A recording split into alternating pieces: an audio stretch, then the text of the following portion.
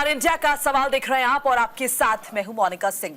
Supreme court की 7 जजों की संविधान पीठ ने आज 4-3 बहुमत से अलीगढ़ मुस्लिम विश्वविद्यालय पर 1967 के एक महत्वपूर्ण फैसले को पलट दिया है, जिसमें विश्वविद्यालय का अल्पसंख्यक दर्जा समाप्त कर दिया गया था। लेकिन इस बात का निर्णय 3 न्यायाधीशों की पीठ पर छोड़ दिया कि क्या संस्थान को यह दर्जा फिर से दिया जाना चाहिए। अलीगढ़ मुस्लिम विश्वविद्यालय के अल्पसंख्यक दर्जे को लेकर विवाद आज का नहीं है, लेकिन इस मामले को लेकर सियासत तेज हो गई है। इसी पर आज करेंगे एक बड़ा पैनल डिस्कशन, लेकिन पहले देखिए हमारी ये खास report.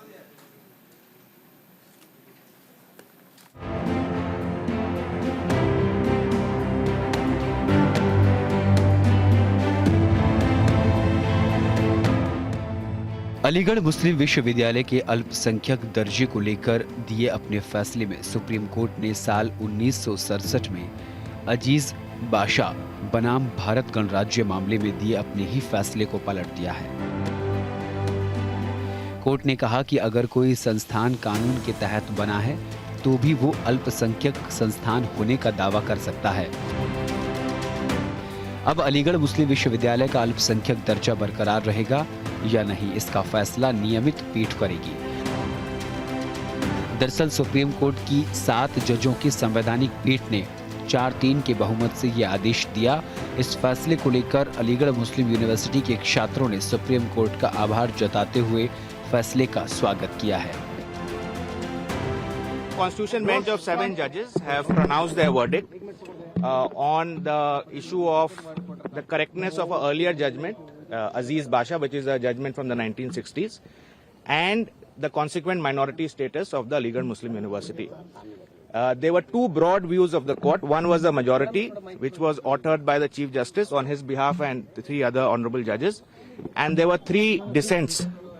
The majority, in effect, that is the court 4:3, has held that the judgment of the 1960s in Aziz Basha, which held that Aligarh Muslim University is not a minority institution, was incorrect and it has been overruled. ये बरसों की लड़ाई है और आज पूरी हुई है। ये एमयू की सोच की लड़ाई है और एमयू की जो सोच है, एक लंबी सोच, आज उसकी जीत है। और अलीगढ़ मुस्लिम में खुशी का इजहार आप देख सकते हैं, जिस तरह से भीड़ उमड़ती जा रही है और धीरे धीरे अलीगढ़ मुस्लिम के बाबत गेट पे एक बड़ा हुजूम नजर आएगा, जो कि इस बात की गवाही देगा कि जुडिशरी का जो फैसला है उसका खैर मकदम करते हैं, उसका इस्तकबाल करते हैं और ऐसे फैसलों का हर एक युवा खड़े होकर सलाम करता है, सलूट करता है और इस फैसले को खैर मकदम करते हुए।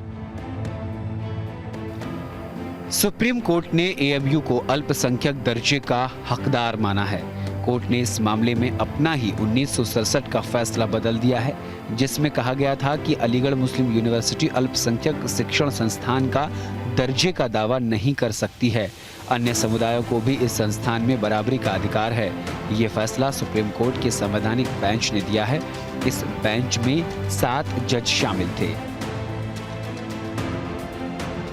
मामले को अब रेगुलर बेंच को ट्रांसफर कर दिया गया है। अब इस बेंच को जांच करनी है कि एएमयू की स्थापना अल्पसंख्यकों ने की थी क्या।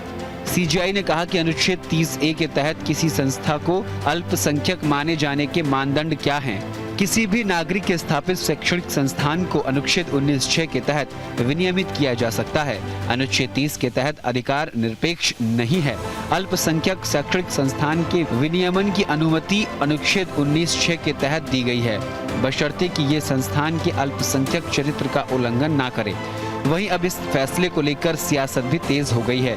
बीजेपी के अलीगढ़ से सांसद सतीश गौतम ने कहा कि फैसले का स्वागत तो करते हैं, लेकिन लड़ाई जारी रहेगी। वहीं इस फैसले का स्वागत मुस्लिम उलेमाओं ने किया और फैसले का स्वागत किया। माइनॉरिटी स्टेटस के सिलसिले में जो आज बातें कही हैं, उसको हम लोग वेलकम करते हैं। और जो ये बात कही गई है कि सुप्रीम कोर्ट का जो अपना फैसला था 1967 का, उसको ओवररूल कर दिया है। और जाहिर सी बात है कि इससे उसका माइनॉरिटी कैरेक्टर के खिलाफ जो फैसला था वो हम ये समझते हैं कि इस फैसले से वो फैसला ख़त्म हो जाता है।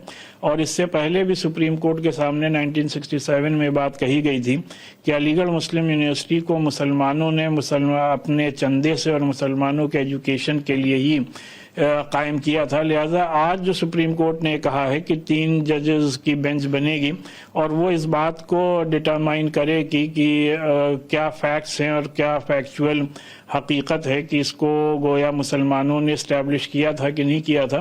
देखिए, अलीगढ़ मुस्लिम यूनिवर्सिटी का माननीय सुप्रीम कोर्ट में विचाराधीन है, उसमें तारीखें पड़ रही हैं।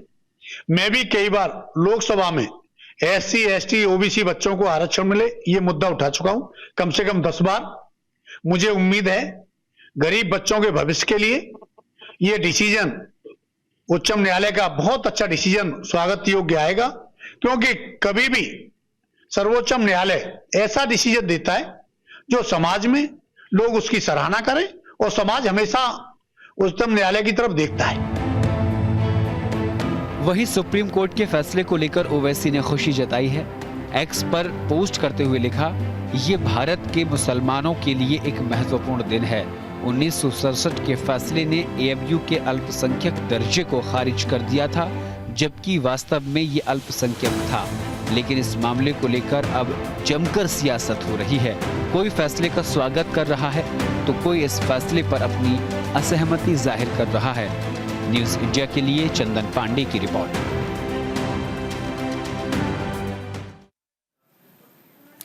तो चलिए, तमाम मेहमान भी हमारे साथ जुड़ चुके हैं, सबका स्वागत कर लेते हैं। हमारे साथ अनंत अमित है जो कि भारतीय जनता पार्टी के प्रवक्ता है, हाजी नाजिम खान साहब है जो कि मुस्लिम स्कॉलर हैं, हमारे साथ मनीष गुप्ता जी भी जुड़ेंगे, राजनीतिक विश्लेषक है, के शर्मा साहब हैं, राजनीतिक विश्लेषक है, कानून की भी जानकारी रखते हैं, एडवोकेट है, राकेश सिंह जुड़े हैं हमारे साथ जो कि सुप्रीम कोर्ट में एडवोकेट है, गौरव चाचरा जी जुड़े हमारे साथ जो कि समाजवादी पार्टी के प्रवक्ता हैं। तो सबसे पहले मैं रुख कर लूंगी राकेश सिंह जी का जो कि सुप्रीम कोर्ट के एडवोकेट है। एक बार जरा विस्तार से आप बता दें कि सुप्रीम कोर्ट ने क्या क्या टिप्पणी की, तो उसके बाद हम चर्चा की शुरुआत करेंगे, क्योंकि स्वागत तो सभी कर रहे हैं उसका अपने अपने तरह से, अपने अपने पर्सपेक्टिव से। एक्चुअली आज का जो जजमेंट है सुप्रीम कोर्ट का, अगर आप देखेंगे तो ये कुछ लोग इसमें खुशियां मना रहे हैं या कुछ ये सोच रहे हैं कि भाई क्या हुआ। मेरे हिसाब से आज का जजमेंट जो है वो फाइनल जजमेंट नहीं है। आज हुआ क्या, पहले इसको हम अगर इसका इतिहास समझ लें कि ये कैसे हुआ है। ये 2006 में इलाहाबाद हाई उच्च न्यायालय का एक जजमेंट था जिसको कि रेफर किया गया था सुप्रीम कोर्ट में, क्योंकि इसमें कुछ मुद्दे थे। इलाहाबाद हाई कोर्ट का जो जजमेंट था वो बासा वर्सेस यूनियन ऑफ इंडिया, उसमें ये था कि उन्होंने ये कहा कि भाई अगर कोई भी माइनॉरिटी इंस्टीट्यूशन जो है वो बना है कानून के हिसाब से बना है, केंद्र के कानून के आधार पे बना है, तो उसको माइनॉरिटी स्टेटस नहीं मिलना चाहिए, ये था। इसको रेफर किया गया, फिर ये सुप्रीम कोर्ट में चलता रहा और बाद में 2019 में इसको रेफर किया गया लार्जर बेंच में, 7 बेंच में, कि भाई आप इसको ये बताएं इसमें कि भाई इसको कैसे किया जाए। तो ये जो रेफरेंस था, केवल ये आज का जो ये वर्डिक्ट नहीं है, ये फाइनल जजमेंट नहीं है, तो जो रेफरेंस था उसको क्लैरिफाई कर दिया है हमारी 7 बेंच ने, कि उन्होंने ये कहा है कि जो 2006 का इलाहाबाद का जो ये जजमेंट था, 1967 का जो जजमेंट था, ये बासा वर्सेस यूनियन ऑफ इंडिया, जिसमें ये कहा गया था कि जो सेंट्रल गवर्नमेंट एक्ट के तहत अगर माइनॉरिटी इंस्टीट्यूशन एस्टेब्लिश हुआ है तो उसको माइनॉरिटी स्टेटस नहीं मिलना चाहिए, उसको उन्होंने रद्द कर दिया। और उन्होंने एक आधार बनाया कि माइनॉरिटी इंस्टीट्यूशन को रिकॉग्नाइज करने के कुछ आधार होने चाहिए। उसके आधार क्या होने चाहिए, तो आधार ये होने चाहिए कि भाई इसका इतिहास क्या था, इसको किसने बनाया था, इसमें इसके बनाने में फंडिंग कहां से आई थी, वो सोर्स कहां से था, पैसा कहां से आया था, इसका उद्देश्य क्या था। तो इन सब बुनियादी बातों पे पहले चर्चा हो, इसका आर्गुमेंट हो, इस पे रिसर्च हो, उसके बाद ये डिसाइड किया जाए कि वो इंस्टीट्यूशन माइनॉरिटी इंस्टीट्यूशन के दायरे में आता है या नहीं आता है। ठीक है। और ये इसके लिए इन्होंने फिर 3 जजेस की एक पीठ बनाई, 3 जजेस की, कि वो डिसाइड करेंगे। इसलिए ये अभी जो वर्डिक्ट है इसको अभी हम केवल इंटरिम माने, क्योंकि ये कहीं ना कहीं एक हम ये कह सकते हैं कि टर्म्स ऑफ रेफरेंस दिया गया कि भाई आगे आप कैसे डिसाइड करेंगे, तो ये एक है मामला है। बिल्कुल। के शर्मा जी का रुख कर लेते हैं। के शर्मा जी, किस तरह से आप देख रहे हैं इस टिप्पणी को सुप्रीम कोर्ट की, और आपको क्या लगता है अगर माइनॉरिटी स्टेटस मिल जाता है तो इसका क्या असर होगा? देखिए, सबसे पहले को सुप्रीम कोर्ट की किसी भी जजमेंट को हम किसी भी आदमी को हम टिप्पणी नहीं करना चाहिए। उनकी जो आदेश है उसको हमें मानना चाहिए, लेकिन एक अपने मत जो है वो आप दे सकते हैं उस कानून की जो अभी मत आया कहाँ है सर? अभी तो आएगा ना। आपकी जो ओपिनियन है जी, यहाँ पे जो मेरी ओपिनियन है कि माइनॉरिटी को स्टेटस नहीं मिलना चाहिए, क्योंकि यहाँ पे देश में जो केंद्र का पैसा है, यदि उस कॉलेज को, उस यूनिवर्सिटी को यदि जा रहा है तो वो देश का पैसा है। वहाँ पे हर नागरिक का कहीं ना कहीं टैक्स से और उससे पैसे जो हम जीएसटी का पैसा वो जा रहा है, तो सिर्फ कुछ माइनॉरिटी पर्सन को ही इसकी बेनिफिट नहीं मिलनी चाहिए। वहां पे इक्वल होना चाहिए सभी को। जो एक मेरिट लिस्ट होनी चाहिए, उस मेरिट लिस्ट से वहां पे हर वर्गों के लोगों को जो उसमें चैलेंज जो एप्लीकेबल है, जो एलिजिबल है, उसको मिलना चाहिए। और इस तरह से हमारे देश में तभी समान होगा, तभी हमारे कहते right to equality and equal protection of law, जो आर्टिकल 14 है जो फंडामेंटल राइट्स का, वो तभी जाके ये सभी पर लागू होगा। और हमारे देश का जो मेन, जो बाबा भीमराव अंबेडकर का जो मेन सपना है, वो तभी पूरा हो पाएगा जब हमारा एक देश होगा, एक कानून होगा और सभी पे लागू होगा और सभी के लिए होगा। ठीक है। हाजी नाजिम खान साहब, कितना इत्तेफाक रखते हैं आप इस बात से? क्या जरूरत है माइनॉरिटी स्टेटस की? मेरिट के आधार पर क्यों नहीं होना चाहिए डिसाइड? हाँ, ये सबसे पहले तो मैं सुप्रीम कोर्ट का जो फैसला आया है उसको मैं सराहनीय करता हूँ और ये कहता हूँ कि सुप्रीम कोर्ट का फैसला बड़ा सराहनीय है।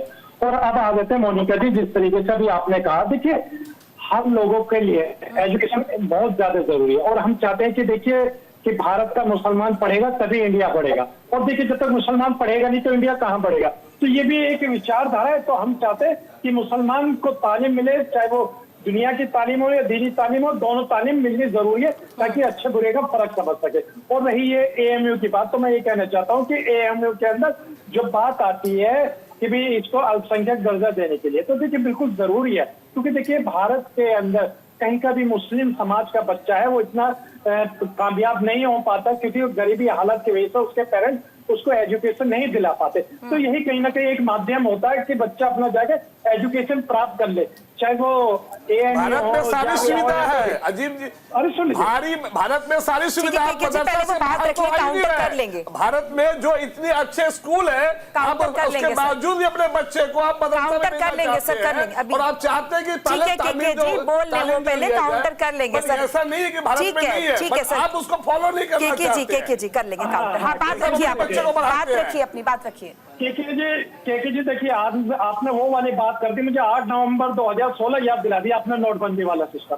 जब नोटबंदी हुई तो इसी तरीके का माहौल हुआ था जिस तरीके से आज आप माहौल बनाने की कोशिश करें। अरे भाई, मैंने यही तो कहा कि अगर मुस्लिम समाज अगर एजुकेशन प्राप्त कर लेगा तो मुस्लिम पढ़ेगा तभी तो इंडिया बढ़ेगा। तो मैंने कौन सा गलत कर दिया? मैं तो ये कहता हूँ कि मुस्लिम समाज को एजुकेशन दिलवाने के लिए आप जैसे बुद्धिजीवियों को आगे आना चाहिए और कहना चाहिए कि हाँ। और आपको लगता है एकमात्र यही चारा है, इसी के जरिए मुस्लिम पढ़ सकते हैं? ठीक है, अनंत अमित जी की भी एक बार प्रतिक्रिया ले लेते हैं, आपके पास फिर मैं लौटूंगी। अनंत अमित जी, आपकी क्या प्रतिक्रिया इस पर? आप किस तरह से देख रहे हैं? सर अनम्यूट कीजिए माइक। हेलो जी, सुन पा रहे हैं आप? मोनिका जी, देखिए अभी सुप्रीम कोर्ट का जिस तरीके से आज जो भी वर्डिक्ट तो नहीं आया है, जो भी सुझाव आए हैं हम तो सुझाव ही मानते हैं। मैं लगातार उसको पढ़ रहा था, तो 2-3 बिंदु पे मोनिका जी मैं आज डिस्कशन में बताना चाहता हूँ कि जिस तरीके से सुप्रीम कोर्ट के 7 जजों का जो आज जो भी जवाब आया है, जो भी वर्डिक्ट आया है, उस वर्डिक्ट में बहुत चीजें लिखी गई है। पहला ये लिखा गया है कि जब एक सेंट्रल यूनिवर्सिटी को, एएमयू जो कि सेंट्रल यूनिवर्सिटी है और भारत सरकार केंद्र उसको पैसा देती है, और जैसे कि 2022 में 1200 करोड़ रुपए एएमयू को दिया गया था, अलीगढ़ मुस्लिम यूनिवर्सिटी को, और भारत सरकार ने अपने 2019 के हलफनामे में लिखा था कि चूंकि भारत सरकार पैसा देती है, एएमयू यूनिवर्सिटी सेंट्रल यूनिवर्सिटी है, तो जो देश के गरीब ओबीसी हैं, एसटी हैं, एससी हैं, उन बच्चों का भी दाखिला उनमें होना चाहिए। ये हमने हलफनामे में लिखा था। ठीक है। उसके बावजूद आज के वर्डिक्ट में और भी तमाम चीजें लिखी गई हैं, जैसे 3 बेंच को रेफर किया गया। तो अब ऐसा नहीं है कि आज सीधे न्यायालय ने आदेश कर दिया कि भाई 1967 के अजीत बशा जी के फैसले को ओवररूल ने किया है सुप्रीम कोर्ट ने, लेकिन कोई फैसला नहीं हुआ है। और भारतीय जनता पार्टी शुरू से ये रही है कि सबका साथ, सबका विकास, सबकी पढ़ाई। और जिस तरीके से हमारे मुस्लिम भाई कह रहे थे कि मुसलमानों के लिए पढ़ाई के लिए पूरे देश में 70 वर्षों से 60 वर्षों में कांग्रेस की सरकार रही है, 10 वर्षों से हम हैं, पीछे भी 5 साल हम रहे। हमारा ये रहा है कि देश का कोई भी बच्चा हो, किसी धर्म का बच्चा हो, उसकी पढ़ाई को सुनिश्चित करना ये हमारी जिम्मेदारी है, सरकार की जिम्मेदारी है। उसी सरकार की जिम्मेदारी के तहत हम लगातार ये देते रहे हैं। जो भी सुविधाएं होती है।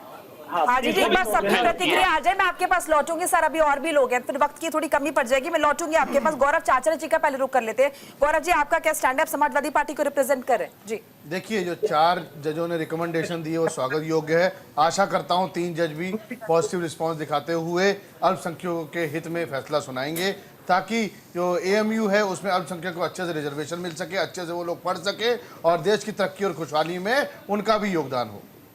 ये आपने सिर्फ अपने वोट बैंक के हिसाब से बता दिया, मतलब आपने ये नहीं सोचा कि एजुकेशनल इंस्टीट्यूट है तो सब बच्चों का भला होना चाहिए? नहीं, जैसे कि पुराना रिकॉर्ड रहा है, पीडीए जो पिछले दलित अल्पसंख्यक आदिवासी, इनको रिजर्वेशन नहीं मिल रहा है। हम पहले भी कहते हैं हम तो यही कह रहे थे कि दे दीजिए ना, हम तो पहले से कहते आए हैं जिसकी जितनी संख्या होनी चाहिए। अगर आज सुप्रीम कोर्ट सुना रहा है फैसला तो उसमें क्या दिक्कत है? भाजपा में बिल्कुल सुप्रीम कोर्ट जो फैसला सुनाएगा वो सर्वमान्य होगा, बिल्कुल सबको मानना होगा। मनीष गुप्ता जी हमारे साथ अभी भी जुड़े हैं, विश्लेषक, बहुत बहुत स्वागत है मनीष जी आपका। और आपका क्या स्टैंड है, क्या प्रतिक्रिया आपकी? देखिए, मैं समाजवादी पार्टी के साथ हूं। उनका ये कहना ठीक है, जितनी हिस्सेदारी उतनी भागीदारी। हाँ, अगर अल्पसंख्यकों का मामला है तो किसी की नहीं सुनी जाएगी। अल्पसंख्यकों को उनका हक पहले मिलेगा। पिछड़ों की बात छोड़ दो, दलितों की बात छोड़ दो, आदिवासी की बात छोड़ दो, सबसे पहले अल्पसंख्यकों को पहले हक दे दिया जाएगा। और सुन लीजिए, सुप्रीम कोर्ट आज अगर जागा है तो 33 और 25 60 साल बाद जागा है अगर, तो उन्होंने सिर्फ ये कहा है कि सरकारी पैसे से भी अल्पसंख्यक संस्थान चल सकते हैं। उन्होंने सिर्फ ये बात कही है। इसके कितने दूरगामी परिणाम है ये भी असेस कर रहे हैं, लेकिन इतना जरूर है कि सुप्रीम कोर्ट ने एक रास्ता खोल दिया है। ये जनता को ये मैसेज दे दिया है कि अल्पसंख्यकों के लिए अगर संस्थान बन सकते हैं तो अब बहुसंख्यकों के भी संस्थान बनेंगे। कितनी बेशर्मी दिखाई समाजवादी पार्टी के नेता ने ये कहते हुए। वो जानते हैं कि जैसे इसका अल्पसंख्यक स्टेटस आ जाएगा, किसी पिछड़े को, किसी दलित को, किसी आदिवासी को रिजर्वेशन नहीं मिलेगा। ये वही लोग हैं जो कश्मीर में दलितों को रिजर्वेशन ना मिलने पर खुश होते थे। किस मुंह से कहते हैं कि पिछड़ों के साथ है? ये साथ नहीं है। खैर, जो भी हो, फिलहाल सुप्रीम कोर्ट में भी कोई जजमेंट नहीं दे दिया है। उन्होंने सिर्फ 1967 के अजीज बाशा के फैसले को पलटा है। फाइनल फैसला तो 3 लोग करेंगे जी। पहले 5 दिनों की बेंच ने फैसला किया था, ये फैसला 7 जनों की बेंच में है। और 7 में भी 4-3 से ये डिसीजन था।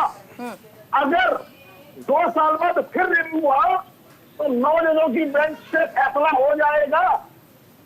सर, तो महान है। कांग्रेस ने तो 17 जो बेंच का फैसला भी रिजेक्ट कर दिया था। नहीं, हटा दीजिए, हम इमरजेंसी लगा देते हैं। ठीक है। सच्चाई ये है कि ये फैसला देश की प्रगति में एक लिया गया एक खराब फैसला है। ठीक है। देखिए, टेक्निकल तो नहीं जा रहा हूँ, पर ये एक नई स्थिति। जब आप लोगों के हित में फैसला ना आए तो आप सुप्रीम कोर्ट को भी खराब फैसला बोलते हैं ना? अरे अभी सुप्रीम कोर्ट का फैसला आया नहीं है। नहीं, कौन हो आप? बताओ कौन हो आप? आप भाजपा की पैरवी कर रहे हो नहीं कर रहे हो? नहीं नहीं, कहीं इंडिपेंडेंट व्यक्ति नहीं हो। अपनी गाड़ी में देखो भाजपा का झंडा लगा हुआ है। चलिए एक बार राकेश जी की प्रतिक्रिया ले लेते हैं, जान लेते हैं कि दर्जा मिलता कैसे अल्पसंख्यक का। ये टेक्निकलिटी समझ लेते हैं सर। जनता को गुमराह करते हैं। एक मिनट ठीक है, राकेश सिंह जी का रुख कर लेते हैं। राकेश सिंह जी, टेक्निकलिटीज में अगर थोड़ा जाए तो अल्पसंख्यक दर्जा मिलेगा कैसे? जी देखिए, अभी तरह तरह की बातें मैं भी सुन रहा था कि कोई कह रहे हैं कि भाई ठीक है, हम स्वागत करते हैं। अभी कोई पहली बात, अभी कोई जजमेंट नहीं आया है सब। और दूसरी बात यह है कि जजमेंट अभी अगर आप टर्म्स ऑफ रेफरेंस देखें, जो सीजीआई ने कहा है कि कोई भी माइनॉरिटी स्टेटस अगर मिलना है, अल्पसंख्यक का दर्जा मिलना है या नहीं मिलना, वो कैसे डिसाइड होगा, इस पे बात किया है उन्होंने ये भी बहुत सारी बातें करी है। उन्होंने एक बात ये भी कहा है कि ये जरूरी नहीं है कि माइनॉरिटी इंस्टीट्यूशन जो है वो उसका जो प्रशासन है और उसका जो संचालन है वो माइनॉरिटी ही करे। ये भी कहा, ये बातें नहीं कह रहे लोग कि ये जरूरी नहीं है कि माइनॉरिटी ही करें। और बहुत सारी बातें हैं कि भाई ये जरूरी नहीं है कि उसमें केवल माइनॉरिटी ही पढ़ेंगे। तो ये सारी चीजें, अभी बहुत सारी टेक्निकलिटीज हैं जो डिसाइड होना है। और जैसे कह रहे हैं कि भाई कि अब ये सुप्रीम कोर्ट ने, एक हमारे साहब कह रहे थे कि सुप्रीम कोर्ट ने ये कह दिया कि सरकारी पैसे से ही माइनॉरिटी का वो होगा, भाई शिक्षण में माइनॉरिटी इंस्टीट्यूशन चलेगा। ऐसा भी नहीं है।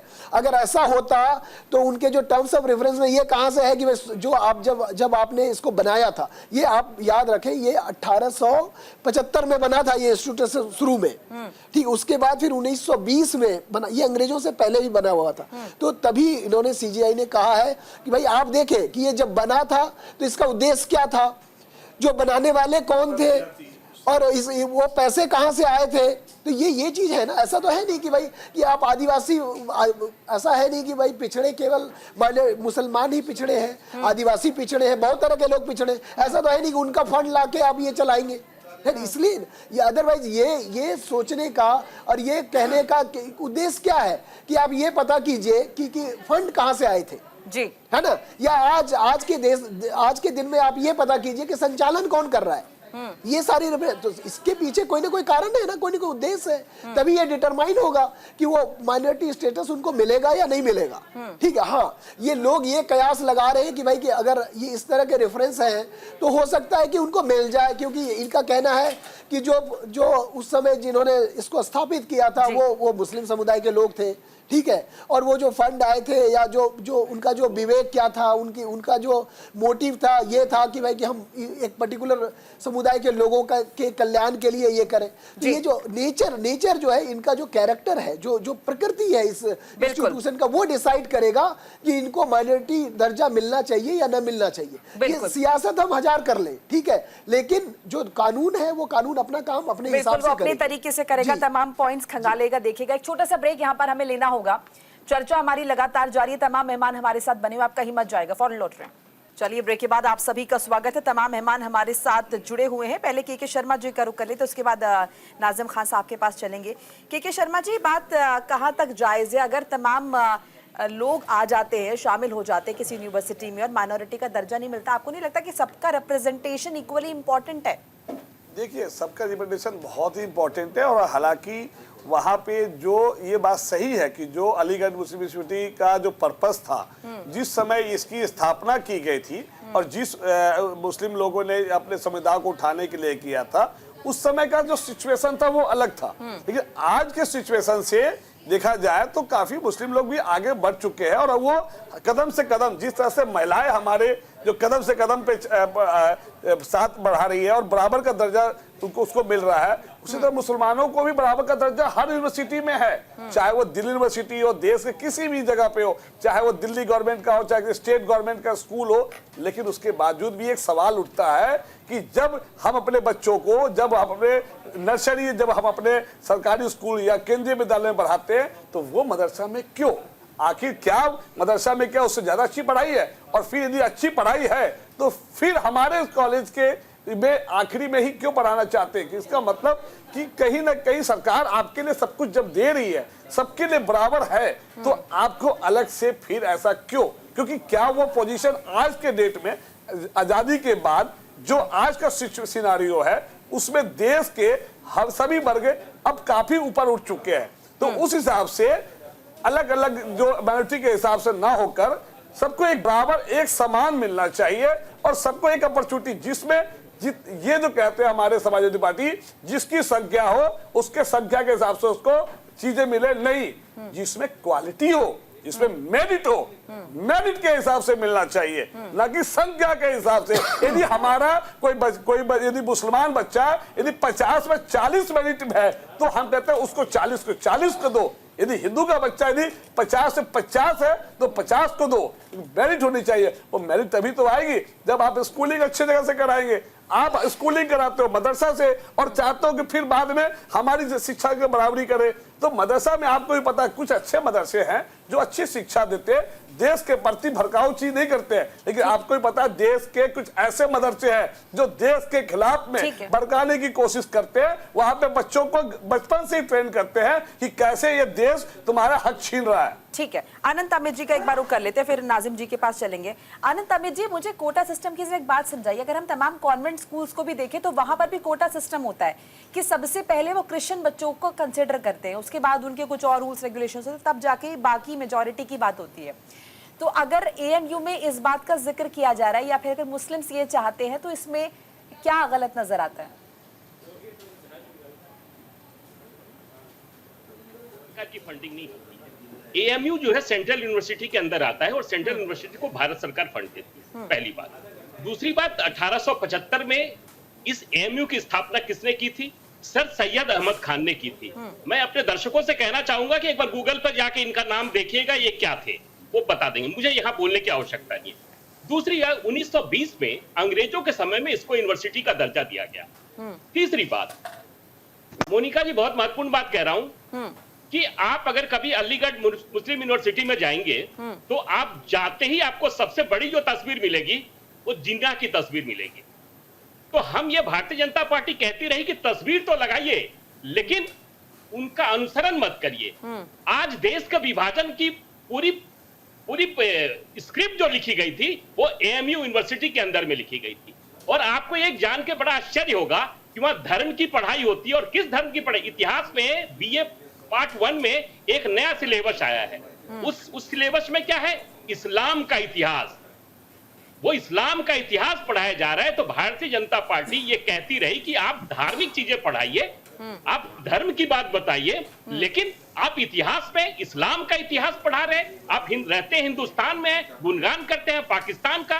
तो हमारा विरोध इन बातों को लेकर है कि भाई एएमयू यूनिवर्सिटी में जो चीजें चल रही है वहां बच्चे, हम तो ये कह रहे थे कि, और एक चीज मैं महत्वपूर्ण बात बताना चाहता हूं मोनिका जी, 2011 में कांग्रेस की यूपीए सरकार ने commission for minority education scheme लेकर आई, जो कि जिसके आधार पर यह होता है कि उस यूनिवर्सिटी में वो आरक्षण देना और आरक्षण नहीं देना वही तय करेंगे। और इसी आधार पे एएमयू ने क्या किया कि 50% आरक्षण एमबीबीएस में किसको दिया? अल्पसंख्यकों को दिया। उसके बाद लोग कोर्ट गए और कोर्ट ने इसको उसी वक्त रोक देते हैं, कहते हैं कि जब तक ये इस तरह की फैसला नहीं आता आप इस तरह का नहीं कर सकते। तो एएमयू में कुछ ऐसी भी चीजें चल रही है तो भारत विरोधी बातें चल रही है, भारत के खिलाफ लोगों को समझाया जा रहा है। तो हमारा ये है कि आप रहते देश में हैं और गुणगान करते हैं पाकिस्तान का, तो ये हिंदुस्तान में नहीं हो सकता है। ये 2024 का हिंदुस्तान है मोनिका जी। ये नरेंद्र मोदी जी का नेतृत्व का हिंदुस्तान है, ये कांग्रेस का हिंदुस्तान नहीं है। यहाँ का 140 करोड़ भारतवासी का है, ठीक है, हिंदुस्तान मोदी जी का नहीं है, टॉपिक से हिंदुस्तान भारत जी का है, 140 करोड़ जनता का है। हाँ, मोदी जी का हिंदुस्तान नहीं है। हमने जनता से वो प्रधानमंत्री बने हैं, ताकि उन्होंने हमें भारत को बनाया है। ये मतलब सीख लीजिए आप, ठीक है, हमने बनाया आपको, आपने हमें बना रहे हो। सारा एजुकेशनल इंस्टीट्यूशन का जिक्र कर रहे हैं कि मोदी का हिंदुस्तान है, मोदी का नहीं है, भारत का हिंदुस्तान है, जनता का हिंदुस्तान है, जनता का हिंदुस्तान है, देश की जनता का हिंदुस्तान है। ठीक है सर, टॉपिक से हम ना भटके। आपका रुक बोलने का कुछ भी मैं तो हिंदी बोल देंगे, हम बर्दाश्त कर लेंगे आपकी बातों को। ठीक है शर्मा जी, ये देश की जनता का हिंदुस्तान सही है, सॉरी बोलिए। नहीं, ठीक है, आप गलत मत बोलिए। मालिक कैसे बन गए? सर ठीक है सर, टॉपिक से नहीं भटकते सर, वक्त कम पड़ जाएगा। वक्त कम पड़ जाएगा सर, शर्मा जी, टॉपिक से नहीं लोकतंत्र में जनता मालिक होती है, ठीक जनता है भगवान नाजिम होती है। खान साहब, सॉरी बोलिए, आप सॉरी। ठीक है, कितना इत्तेफाक बात आप के लिए? रखते हैं, अभी आपने सॉरी तमाम बोलिए, बातें भगवान मत सुनी, बनिए। किस ठीक बात है के लिए? सर, ठीक है, कोई सॉरी, ठीक है, ठीक है। किस बात के लिए सॉरी बोले? सर फोकस, टॉपिक हमारा उसी पे बात करते हैं सर, प्लीज सभी से निवेदन है मेरा। चापलूसी करना है कीजिए मोदी जी। शर्मा जी, हाँ, प्रधानमंत्री है, भगवान नहीं है। ठीक है अमित जी, प्लीज शर्मा जी प्लीज। नाजिम खान साहब, सबका अगर रिप्रेजेंटेशन होगा एक एजुकेशनल इंस्टीट्यूट में, क्या दिक्कत है, किस बात का डर है आपको? हाँ मोनिका जी, देखिए हम लोगों को किसी बात का डर नहीं है, देखिए क्योंकि ये मुल्क संविधान से चलता है। मोनिका जी देखिए, अभी यहाँ आपके पैनल पर दो बातें करी गई है।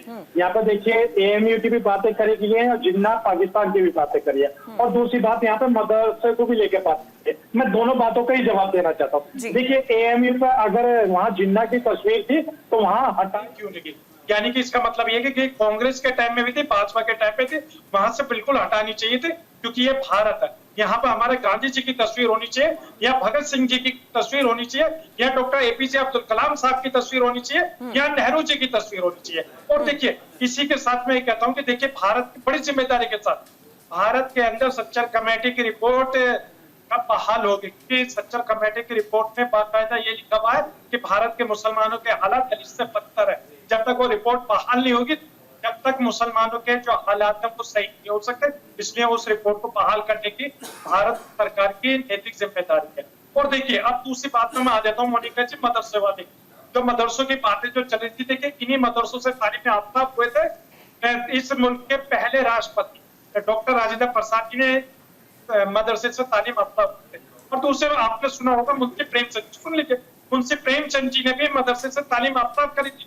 और देखिए सती प्रथा जो एक चली आ रही थी, जहाँ हमारी बहन बेटियों को जिंदा जला दिया जाता था उसके पति के खत्म होने पे, तो उस प्रथा को रोकने वाले राजा मोहन राय थे जो मदरसे से तालीम याफ्ता थे। देखिए मदरसे को इतनी अच्छी तालीम, निश्चित तौर पर पांचों उंगलियां कभी बराबर नहीं होती, एक्सेप्शनल केसेस होते हैं हर जगह पर भी है, पर कुछ मदरसे में गलत चीज भी हो रही है। नहीं, ये भी असर ये बताइए नाजिम खान साहब, मसला यहाँ पर इस बात का है कि अगर AMU में दूसरी पिछड़ी जातियां भी पढ़े, अगर दूसरे बच्चे भी पढ़े तो उसमें क्या दिक्कत है? नहीं कोई दिक्कत नहीं, हम तो कहते हैं पढ़ाइए, बिल्कुल पढ़ाइए, हमारे अपने भाई है वो बिल्कुल पढ़िए। और बार बार अल्पसंख्यक की तो बात आती है तो मैं कहता हूँ कि अल्पसंख्यक के अंदर क्या मुस्लिम भी है, क्या वहाँ पारसी नहीं होता अल्पसंख्यक के, क्या बौद्ध नहीं होता, क्या और समाज नहीं होता, लेकिन अल्पसंख्यक के नाम पर एक मुस्लिम कम्युनिटी को पूरे भारत के अंदर इस तरीके से बदनाम करा जा रहा है कि जैसे मान के चलिए मंगलसूत्र और मंगलसूत्र की बात करने वाले और कहते हैं ज्यादा बच्चों को जमीन छीन कर देने वाले सारे अल्पसंख्यक मुसलमानों को दे देंगे, और ये बात करते हैं कि भारत के संसाधनों पे मुसलमानों का हक है। इस तरीके का भ्रम करना बोलते हैं। तो मैं कहता हूँ मोनिका जी, ये मुल्क सभी का है, इस मुल्क के अंदर जो एजुकेशन प्राप्त करने का सभी का अधिकार है, या मुस्लिम भाई के बच्चे सबको एजुकेशन मिलनी चाहिए। लेकिन अगर एजुकेशन के अंदर मजहब ढूंढा जाएगा तो ये बहुत ही दुर्भाग्य वाली बात है। मतलब एजुकेशन के अंदर मजहब ना ढूंढे। मैं ये कहता हूँ कि जिस तरीके से AMU के अंदर अगर 50% बात है कि यहाँ पर सेक्टर जाएंगे तो इसमें कोई बुराई नहीं है। ठीक है, मुस्लिम ज्यादा सिख ज्यादा सारी बात ठीक है सर, ठीक है। अगर पढ़ाई कर लेंगे तो देश को आगे बढ़ाने में सभी का निश्चित तौर योगदान पर रहेगा। सभी की पढ़ाई एजुकेशन बहुत इंपॉर्टेंट है। मनीष गुप्ता जी कुछ कह रहे हैं? मोनिका जी, अभी आपके चैनल के विजुअल्स देख रहा था, मिठाइयां बट रही हैं, लड्डू खाए जा रहे हैं, इस बात का सेलिब्रेशन है क्या? इस बात का सेलिब्रेशन है? सुप्रीम कोर्ट का सराहनीय फैसला है तो उसके स्वागत में सुन तो लो हमारी बात। नहीं, सुप्रीम कोर्ट का सराहनीय फैसला खुशी जाहिर करते हैं। मुस्लिम विश्वविद्यालय में अब दलितों को कोटा नहीं मिलेगा, इस बात के लड्डू बट रहे हैं ना। अरे ब्राह्मण झूठ बोलते हैं, आप झूठ बोलते हैं। नहीं, आप झूठ बोलते हैं नेशनल चैनल पर। अब दलितों को, आदिवासियों को आप झूठ बोल रहे हैं नेशनल टेलीविजन पर, बिल्कुल झूठ बोल रहे हैं। आप सुप्रीम कोर्ट के अवहेलना कर रहे हैं, आप सुप्रीम कोर्ट की अवहेलना कर रहे हैं। मनीष जी, हिस्सेदारी नहीं मिलेगी इस बात के लिए। मोनिका जी सुप्रीम कोर्ट की अवहेलना कर रहे हैं मनीष जी, इनको अपने शब्दों को मनीष जी, अभी फैसला थोड़ी आया सुप्रीम कोर्ट की तरफ से, लड्डू किस बात का बट रही है? उम्मीद जाहिर कर रहे हैं, सबने अपना अपना पर्सपेक्टिव जाहिर कर दिया है सुप्रीम कोर्ट के आज के। हटाने का रास्ता साफ हो चुका है।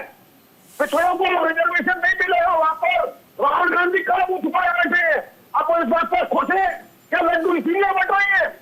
हमें इस बात को सोचना होगा, आखिर ये लड्डू क्यों बांटे जा रहे हैं? मनीष जी, हम आपका भी मुंह मीठा कराएंगे लड्डू से। मनीष जी, हम आपका भी मुंह मीठा कराएंगे लड्डू से, आप चिंता मत कीजिए। गौरव जी का रुख कर लेते। गौरव जी, समाजवादी पार्टी तो पिछड़ों की भी बात कर रही है और अल्पसंख्यकों की भी, मुस्लिम्स की भी। जी, हम तो पूरे पीडीए की बात करते हैं कि सरकारी पैसे से, टैक्स पेयर के पैसे से किसी एक धाम के लोगों को पढ़ाई की व्यवस्था हो रही है।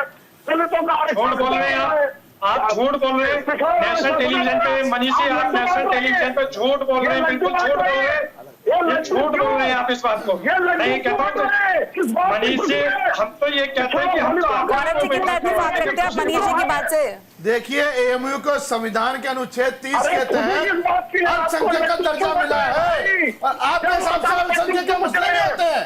जो एएमयू में सबसे पहले दर्जा मिला कहाँ है? पता है आपको? आपको पता है? एएमयू में सबसे पहले जो पास आउट हुआ ये लड्डू क्यों बट रहे हैं? लड्डू बट रहा क्या इशू हो गया? हम कोर्ट के फैसले के साथ हैं और आगे भी कोर्ट के फैसले के साथ हैं।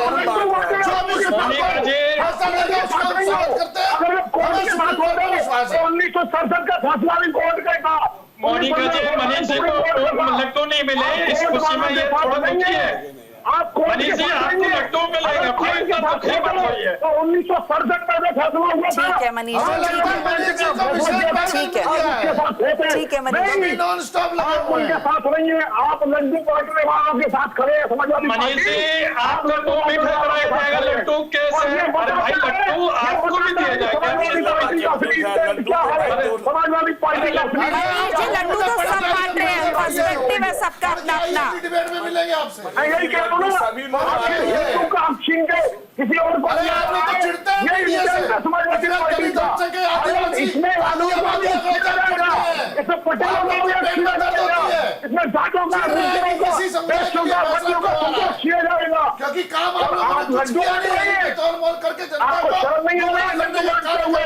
आप लड्डू बांटने वालों के साथ खड़े हैं, आप लड्डू बांटने वालों के साथ खड़े हैं। चलिए ठीक है, लड्डू बांटने का जिक्र आप करें ना। आनंद ताबिद जी का रुख कर लेते हैं। आनंद ताबिद जी, लड्डू तो सभी बांट रहे हैं, सभी स्वागत कर रहे हैं सुप्रीम कोर्ट की तरफ से जो कुछ कहा गया। देखिए मोनिका जी, राकेश जी की बात में बड़ी गंभीरता से सुन रहा था। राकेश जी शुरू से ही, जब से डिबेट शुरू हुआ तभी से वो कह रहे हैं कि अभी कोई फैसला नहीं आया। ये हम भी कह रहे हैं अभी कोई फैसला नहीं है, लड्डू बांटने वाली कोई ऐसी बात होनी चाहिए। लेकिन समाजवादी पार्टी जैसे पार्टी है, सबकी पॉजिटिव अप्रोच है, सब अपने अपने पर्सपेक्टिव से। ये लग रहा है कि कैसे अल्पसंख्यकों का वोट उपचुनाव में हम लेकर अल्पसंख्यकों कैसे हम लाकर उनका वोट ले लें, ये वोट की राजनीति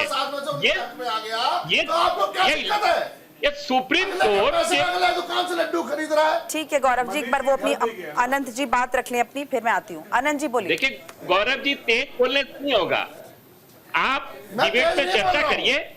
नहीं, डिबेट पे चर्चा करिए ना। ये लड्डू बांटने वाली कौन सी बात है?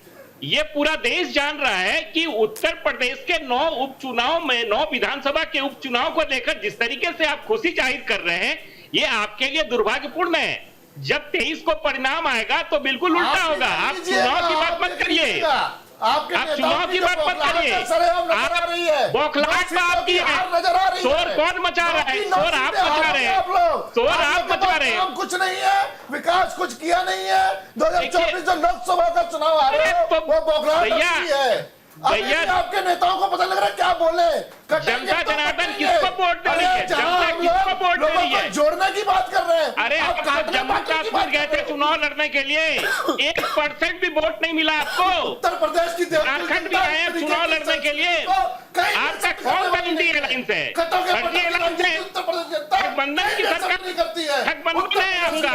ठीक है सर, उपचुनाव का जिक्र नहीं कर रहे सर। ये बीजेपी वर्सेस और समाजवादी पार्टी, हम देख रहे हो चुनावों में क्या चल रहा है। ठीक है सर। मोनिका जी, ये मुद्दे पे बात नहीं कर सकते हैं क्योंकि इनको आता नहीं। चुनाव तो आप बीच में ले आए, चुनाव आपने चलो एक बार फिर से नाजिम जी का रुख कर लेते हैं, एक बार फिर से नाजिम जी का रुख कर ले एक बार। जहाँ बैठे वहाँ के 5 काम। ठीक है गौरव जी नाजिम जी ये बताइए, क्या एकमात्र यही एक तरीका है अगर हम मुस्लिम अल्पसंख्यक दर्जा दे दें एमयू को, क्या आपको लगता है इसी के जरिए मुस्लिम्स को हम मोटिवेट कर सकते हैं ज्यादा पढ़ाने के लिए, शिक्षित करने के लिए? क्या बहुत और अलग अलग इंस्टीट्यूशंस नहीं है हमारे देश में, क्या वहां पे मुस्लिम्स की एंट्री नहीं है?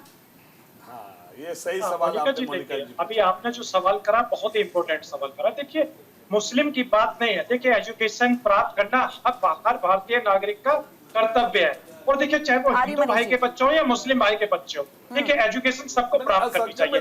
और इसमें है ना, सुन लीजिए, इसमें ये नहीं देखना चाहिए कि हाँ देखिए जी जी वो बात रख ले सर, मैं आप सबके पास आ रही हूँ, सबके पास आ रही हूँ सर। संकट में मोनिका जी सभी आते हैं, बिल्कुल बिल्कुल, जैन भी आते हैं। जब नाजिम जी की बात हो जाए मैं आ रही हूँ आपके पास सर, वक्त की कमी है सर, वक्त की इनको लगता है कि ठीक है मोनिका जी, मोनिका जी मैं ये कहता हूँ ठीक है, नाजिम जी की बात जल्दी जल्दी से हो जाए, फिर सबके पास आ रही हूँ जी। हाँ मोनिका जी मैं कहता हूँ कि देखिए एजुकेशन हिंदू भाई के बच्चों को मिलनी चाहिए, मुस्लिम भाई के बच्चों को मिलनी चाहिए। उसमें एएमयू हो या बीएचयू, मैंने सुन लीजिए, एएमयू हो या बीएचयू, सब में एजुकेशन मिलनी चाहिए। लेकिन बार बार जो बात आती है, मैं ये कहता हूँ कि आप एजुकेशन के लिए कम से कम पहले स्ट्रक्चर कमेटी की रिपोर्ट तो बहाल कर दीजिए, ताकि बढ़ेगा मुस्लिम आगे बढ़ेगा इंडिया। तो मैं बार बार इसी बात को कह रहा हूँ कि जब तक मुसलमानों के बारे में आपको वोट तो चाहिए, लेकिन मुसलमान आगे बढ़े उस चीज के बारे में नहीं, लेकिन सर इतने स्कूल कॉलेजेस यूनिवर्सिटी है, सभी लोग पढ़ रहे हैं, ये इतना बड़ा मसला क्यों है? ऐसा क्यों लगता है कि कोई ऐसी ताकत है, शक्ति है जो आपको पढ़ने से रोक रही है, आगे बढ़ने से रोक रही है? मनीष गुप्ता जी कह रहे हैं कुछ। हाँ मैं वही कहता हूँ, जब तक है ना एजुकेशन कहते हैं धर्म और मजहब ढूंढा जाएगा, जब तक हाजी नाजिम को मजहब से ढूंढा जाएगा, और जो मेरे भाई हैं तो ये मजहब की, हिंदू भाई, ये मजहब की एजुकेशन इतनी इंपॉर्टेंट क्यों है सर इंस्टीट्यूशंस में? पहले ये भी बताइए आप। मोनिका जी मैं वही बता रहा हूँ, मोनिका जी मैं वही बता रहा हूँ। देखिए जब हाजी नाजिम आता है तो उसको जिहादी के रूप में देखा जाता है, और जब कोई हिंदू भाई आता है तो सब एक जैसे नहीं होते, ये आप गलत बात कर रहे हैं, बिल्कुल ऐसा नहीं होता, पांचों उंगलियां बराबर नहीं है, सबका चश्मा एक जैसा नहीं है, सबका पॉइंट ऑफ व्यू एक जैसा नहीं है।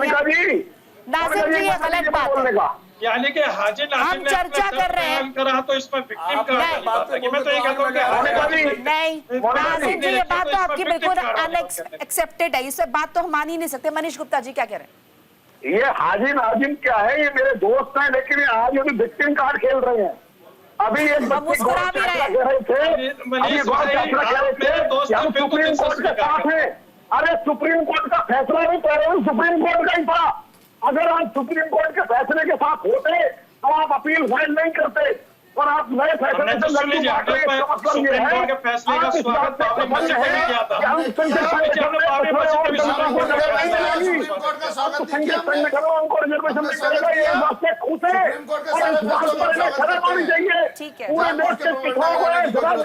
ठीक है मनीष दलितों का रिजर्वेशन हटाया तो आप लड्डू क्यों बांटे? ठीक है सर, वक्त की कमी है, शर्मा जी की भी प्रतिक्रिया ले लेते हैं।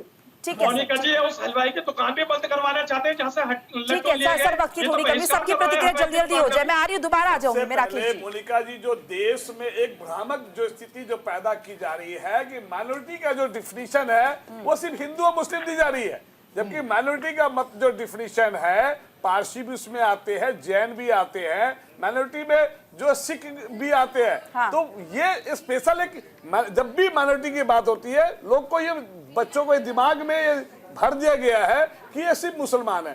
पहली बात है कि जो माइनॉरिटी की जो बात है ये चीज सही है कि हमारे देश में जो बाबा भीमराव का जो सपना था वो सपना यही था कि जो सबसे जो पिछले दर्जे के लोग हैं जो अभी तक उनको सही से शिक्षा या सही से उनको मकान या बिजली और पानी नहीं मिला है उनको मिलना चाहिए। उसको उठाने के लिए यदि कोई चीज बनाई गई थी और यदि वो चीजें सक्सेस पूरी हो चुकी है तो मुझे लगता है कि अब उसको समय के अनुसार चेंज भी होता है, उसमें कोई गलत नहीं है। ठीक है गौरव चाचरा जी, आपको नहीं लगता आप लोगों की बहुत बड़ी इसके पीछे एक जिम्मेदारी होनी चाहिए राजनीतिक दलों की? हर बात को आप क्यों धर्म पे ले आते हैं? अगर हम किसी एजुकेशनल इंस्टीट्यूट की बात करें, पढ़ाई की बात करें, हर बात को धार्मिक रंग देना जरूरी है? नहीं, हम तो कह रहे हैं सुप्रीम कोर्ट के फैसले के हम साथ हैं, सुप्रीम कोर्ट जो भी फैसला लेगा उसका साथ तो सबको होना पड़ेगा सर। सुप्रीम कोर्ट का जो फैसला आएगा उससे आप बच भी तो ऐसा हो ही नहीं सकता जी। ठीक है अनंत अमित जी। मोनिका जी मैं एक इम्पोर्टेंट बात बताना चाहता हूँ, मैं गौरव जी से पूछना चाहता हूँ कि अपने चचा अखिलेश यादव जी से पूछिएगा कि वो अपने भाई शब्दों का लगाम दीजिए, तमीज से बात करिए। अनंत अमित जी, चार चरित्र है, अनंत अमित जी, मोनिका जी, अनंत अमित जी, अनंत अमित जी, वक्त की कमी है मेरे पास, शब्द बोले आपने, मेरे पास वक्त की कमी है और चुनाव आई थी, मेरे पास वक्त की कमी है sir, please please please. Nehru ji की एक पुस्तक आई थी, नेहरू जी की एक पुस्तक आई थी डिस्कवरी ऑफ इंडिया, जिसके 403 नंबर पेज पे लिखा गया था कि मुस्लिम लिटरेसी की स्थापना की नींव अगर कहीं कोई रखी गई तो एएमयू में रखी गई। मोनिका जी इनको चुप कराइए। ठीक है गौरव जी, ठीक है मोनिका जी मैंने कोई ऐसे अब तक नहीं बोला। अनंत जी, गौरव जी प्लीज प्लीज अनंत जी आप भी थोड़ा भाषा की मर्यादा रखिए, भाषा की मर्यादा रखिए सर, ऊपर से हम टॉपिक से भटक रहे हैं। ठीक है राकेश जी का रुख कर लेते हैं। Rakesh ji closing comment. ठीक है सर, टॉपिक से ना भटके, हम जिस मसले पे बात करें उसी पे करें। Rakesh ji closing comment. हम लोगों को एक चीज समझना होगा कि ये जो आज हमारा डिस्कशन है इसका आधार क्या? आधार है इसका अनुच्छेद 30। अगर अनुच्छेद 30 को आप देखें तो वो माइनॉरिटीज को अधिकार देता है कि वो किसी भी शैक्षिक संस्थान की स्थापना कर सकते हैं और उसका संचालन कर सकते हैं, ये आधार है। और इसके बारे में आज सुप्रीम कोर्ट ने क्या कहा ये जान लीजिए। इसके बारे में सीजीआई ने कहा कि ये एब्सोल्यूट नहीं है, मतलब ये बिल्कुल संपूर्ण नहीं है, ये आप इसको पूरा मान लीजिए, एकदम लकीर मत मान लीजिए इसको, ठीक है। तो ये सबसे बड़ा आज का जो जजमेंट है उसका यही सार यही है कि जो आर्टिकल 30 है वो एब्सोल्यूट नहीं है। तो इसके आधार पे अब ये हमें समझना होगा कि ये जो रेफरेंस मिला है इसमें अभी काफ़ी चीज़ें बदलेंगी। जो हम एक लकीर पे चले आ रहे हैं कि 1975 में जो 1875 में जो कोई चीज एस्टेब्लिश हुई है और वो उसमें कोई बदलाव नहीं आएगा या वही रहेगा, ऐसा नहीं है। इसमें अभी बहुत कुछ बदलने वाला है। जब ये जो 3 बेंच जो है अभी जो नया उन्होंने एस्टेब्लिश किया है 3 जज का, ये अभी बहुत चीज़ें एग्जामिन करेंगे। अभी मैं एक बात और बताता हूँ कि हमारे यहाँ अगर आप लोगों को याद हो तो right of children for of compulsory education है। आप समझे कि 6 साल से और 14 साल के बच्चों का ये कंपल्सरी फ्री एजुकेशन एक्ट है 2009 का, जो कि वो कहीं डिस्क्रिमिनेट करता है नहीं है माइनॉरिटी और। नाजिम जी बताइए, कंपल्सरी एजुकेशन सबको फ्री एजुकेशन है, फिर ऐसा क्यों लगता है आपको कि अगर अल्पसंख्यक दर्जा नहीं मिलेगा किसी इंस्टीट्यूशंस को तो मुस्लिम पिछड़े रह जाएंगे, नहीं पढ़ पाएंगे? कहाँ तक सही है, लाजमी है बात? हाँ मोनिका जी देखिए, मुझे मौलाना 20 सेकंड है आपके पास मात्र, मेरे पास वक्त की कमी है जी। हाँ, मुझे मौलाना अबुल कलाम आजाद साहब की बात याद आ जाती है, जिन्होंने ये कहा था कि भारत के बेहतर फैसले बिना मुस्लिम के नहीं हो सकते। जाहिर सी बात है कि भारत के अंदर जितनी भी बातें हैं बिना मुसलमान के नहीं हो सकते। एजुकेशन सबको मिलनी चाहिए, चाहे हिंदू भाई के बच्चों या मुस्लिम भाई के बच्चे। ठीक है, मुझे ऐसा लगता है कि जब तक हम ये हिंदू मुस्लिम से बाहर नहीं निकलेंगे, जब तक हम सिर्फ भारतीय नहीं बनेंगे, तब तक हम बेहतर फैसले नहीं ले पाएंगे, चाहे हम किसी एजुकेशन इंस्टीट्यूट की बात करें या फिर हम किसी और चीज में अपनी भागीदारी की बात करें। आप सभी मेहमानों का बहुत बहुत शुक्रिया हमारे साथ जुड़ने के लिए, अपनी कीमती राय रखने के लिए। इसी के साथ आज के इस बुलेटिन में फिलहाल इतना ही। लगातार खबरों के लिए आप देखते रहिए न्यूज़ इंडिया। नमस्कार।